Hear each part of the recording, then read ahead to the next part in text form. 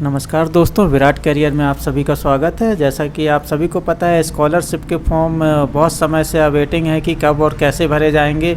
तो second year और third year के जो स्टूडेंट हैं वो थोड़ा अपने लिए हैप्पी हो सकते हैं, खुश हो सकते हैं कि उनके फॉर्म जो है यहाँ पर चालू हो चुके हैं फिल होना। अगर जिनका एनरोलमेंट रजिस्ट्रेशन पहले से है पोर्टल पर तो वो अपना लॉगिन करके देख लें, या पासवर्ड भूल गए हो तो पासवर्ड रिकवर का ऑप्शन है, उसमें से करके आपको लॉगिन कर लेना है। तो जैसा स्क्रीन में दिख रहा है वैसा आप देखते चले। मैं अभी आपको थर्ड ईयर का फॉर्म यहाँ पर फिल करके बता रहा हूँ, कंप्लीट प्रोसेस यहाँ पर। तो क्या चेंजेस आए हैं वो भी मैं आपको बताऊँगा। पोर्टल में बहुत सारे चेंजेस हुए हैं, तो चलिए यहाँ पर देख लेते हैं। यहाँ पर आपका जो है ईयर आपको सिलेक्ट कर लेना है, सेमेस्टर सिस्टम है या ईयर सिस्टम है तो वो आपको सिलेक्ट कर लेना है।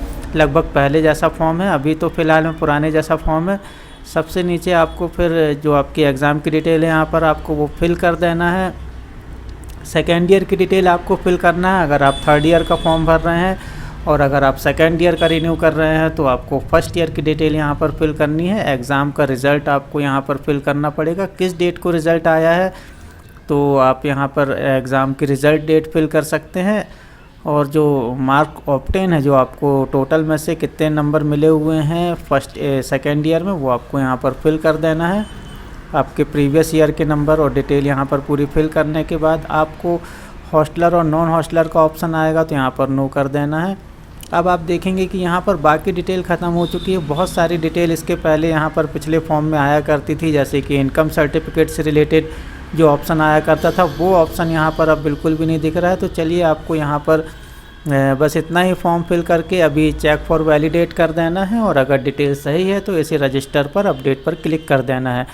तो दोस्तों यहाँ पर एक चीज़ और बता दूँ, जैसा कि इनकम सर्टिफिकेट अगर आपका ख़त्म हो चुका है, 3 साल हो चुके हैं, तो यहाँ पर आपको थोड़ी प्रॉब्लम हो सकती है। कॉलेज से आपको रिटर्न किया जाएगा कि इसे आप एडिट करा के आइए और डेट चेंज करा के आइए। लेकिन डेट चेंज का ऑप्शन अभी यहाँ फ़िलहाल अवेलेबल नहीं है। लेकिन जब हम इसको स्कैन करते हैं तो उसको हाई क्वालिटी में आपको डॉक्यूमेंट स्कैन करके अपलोड करने हैं। तो जैसा कि हम फॉर्म फिल कर चुके हैं, अब यहाँ पर आपको जो आपकी डिटेल है उसे यहाँ पर फिल कर देना है। जो डिटेल है आपकी अपलोड वाले डॉक्यूमेंट में, आप हाई क्वालिटी में आय प्रमाण पत्र सबसे फर्स्ट ऑप्शन में है, उसे आप अच्छी क्वालिटी में स्कैन करके अपलोड करें।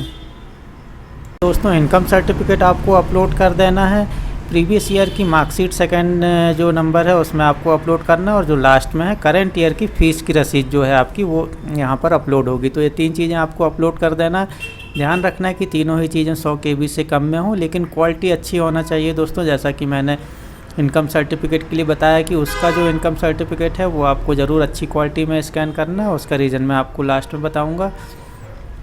तो दोस्तों ये 100 KB से ज़्यादा है एक चीज़ फ़ीस की रसीद, तो इसे एक बार फिर से अपलोड कर देते हैं थोड़ा साइज़ कम करके। तो दोस्तों जैसा कि आपको स्क्रीन पर दिख रहा है, सेम ऐसी ही प्रोसेस आप करते चलें।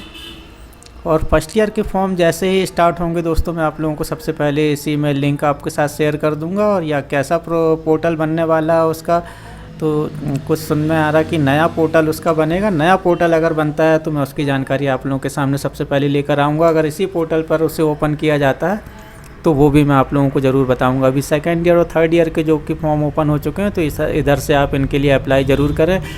तो चलिए, जब ये चीज़ें आप अपलोड कर देंगे तो आप लोगों को नीचे एप्लीकेशन डैशबोर्ड पर आ जाना है और क्लिक करेंगे तो यहाँ पर आप देखेंगे लॉक करने का ऑप्शन आ चुका है। एडिट का भी ऑप्शन है, अगर सारी डिटेल आपने सही भरी है तो यहाँ से आपको लॉक कर देना है।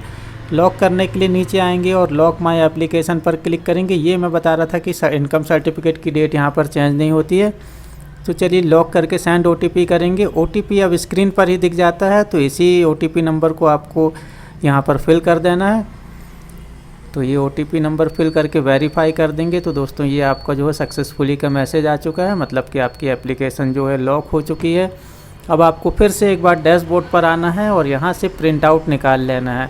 तो दोस्तों जो मैं आपको बताना चाह रहा था वो आपको प्रिंट आउट में ही समझ में आएगा।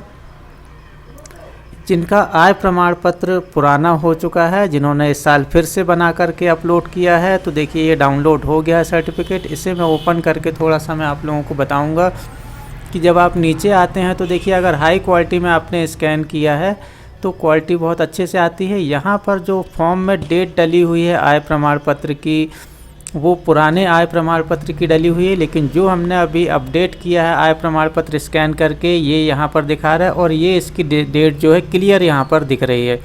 तो प्रिंट आउट में अगर डेट क्लियर दिखेगी तो फिर जो है दिक्कत नहीं आएगी। आप वहाँ पर बता सकते हैं कि अपडेट का ऑप्शन जो है ख़त्म हो चुका है, क्योंकि कॉलेज वालों को ज़्यादा इसकी जानकारी नहीं रहती कि पोर्टल में क्या चेंजेस हुए हैं। तो आप उनको बता सकते हैं। ये रेवेन्यू की डेट जो है पहले इनकम सर्टिफिकेट की यहाँ पर शो हो रही थी, लेकिन अभी जो हमने स्कैन करके अपलोड किया है इसकी डेट जो है वो अलग है। तो दोस्तों ये थी जानकारी स्कॉलरशिप की। अगर कोई भी क्वेरी हो तो आप कमेंट्स बॉक्स में कमेंट्स करके पूछ सकते हैं। धन्यवाद।